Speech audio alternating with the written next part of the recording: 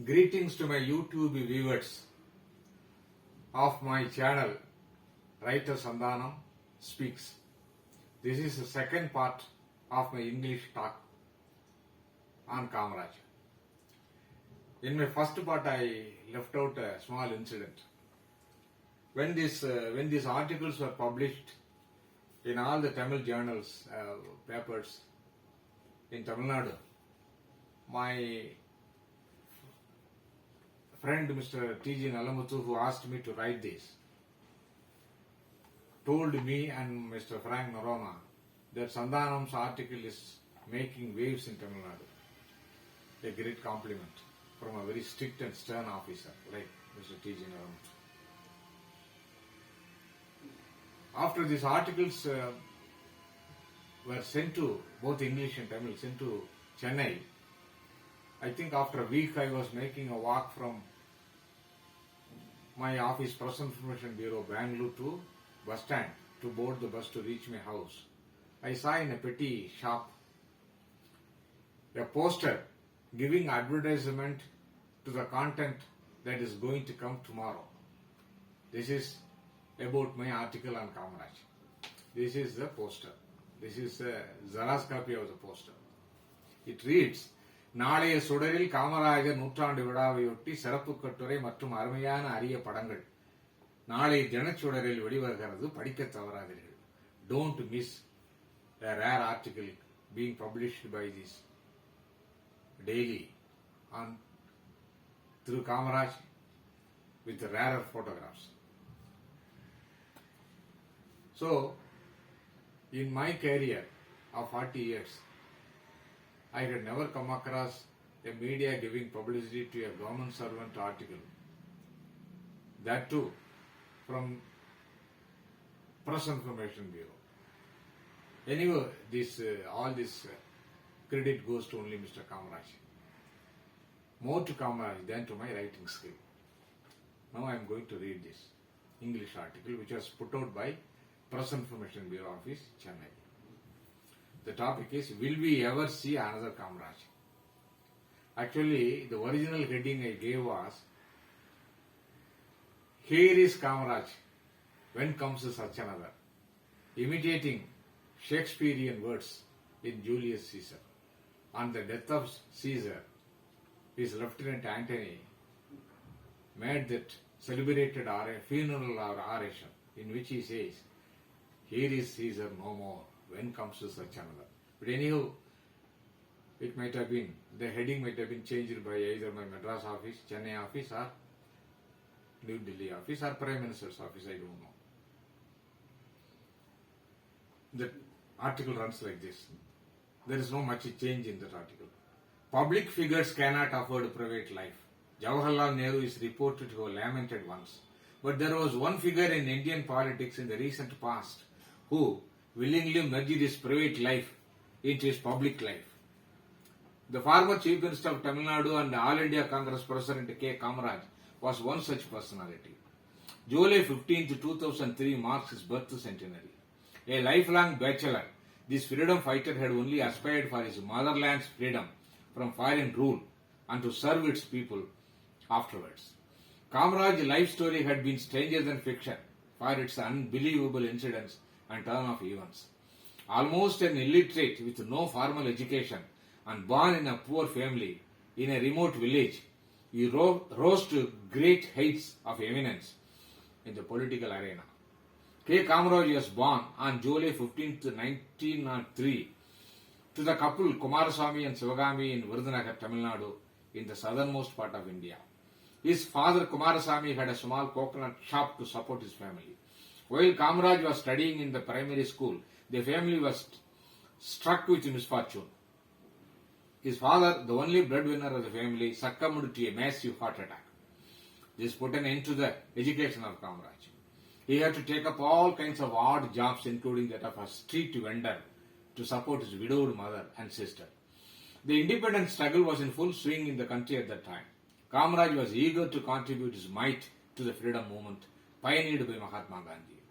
Inspired by the patriotic leader Satyamurthy's fiery oratory against British atrocities, Kamaraj plunged headlong into the movement. From then on, there was no looking back for him. He became an able organizer in mobilizing people for public meetings addressed by patriots.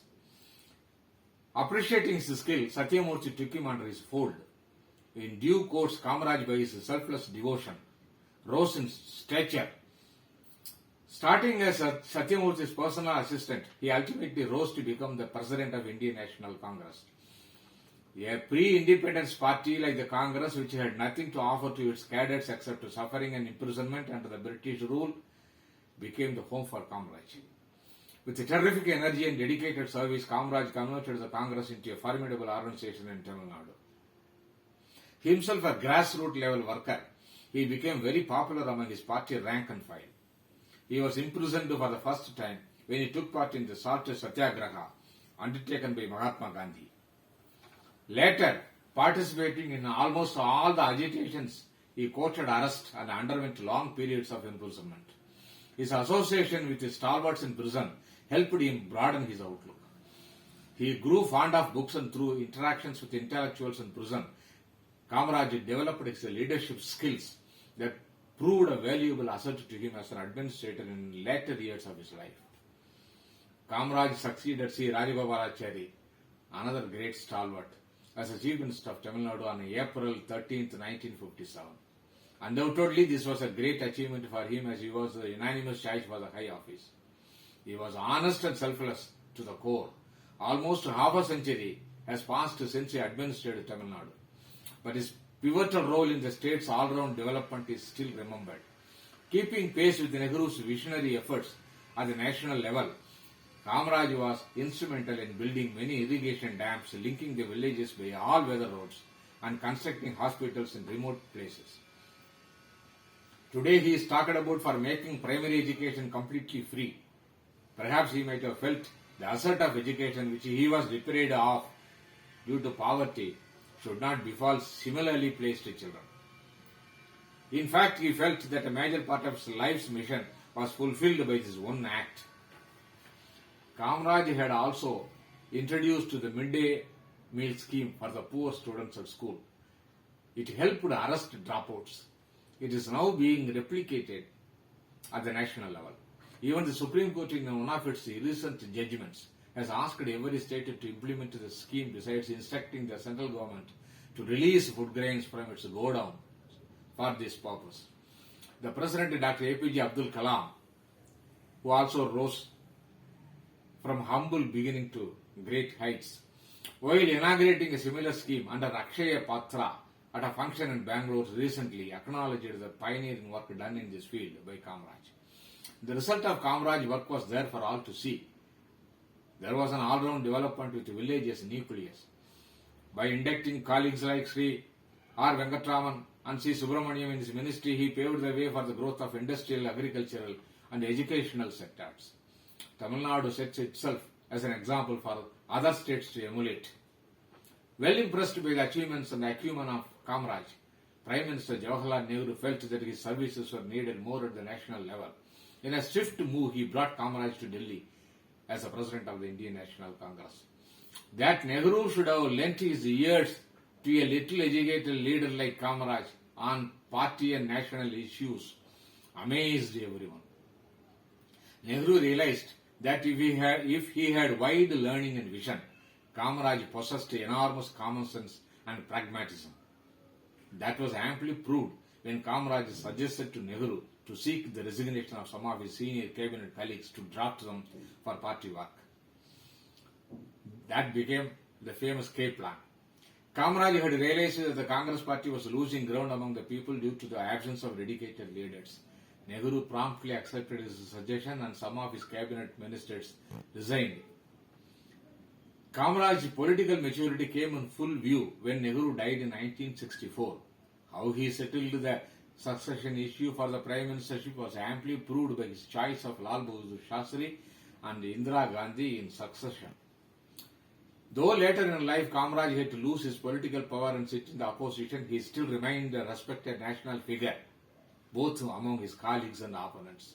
He had no enemies in politics and remained endeared to the masses as before. This was evident when a multitude surged to bid Final farewell to Kamaraj on October 2, the birthday of Mahatma Gandhi, his mentor, 1975, after he died of a massive heart attack. Countless condolences came in from various parts of the country, but the one that came from Justice Krishna Iyer said it all. A common man's man with an uncommon common sense.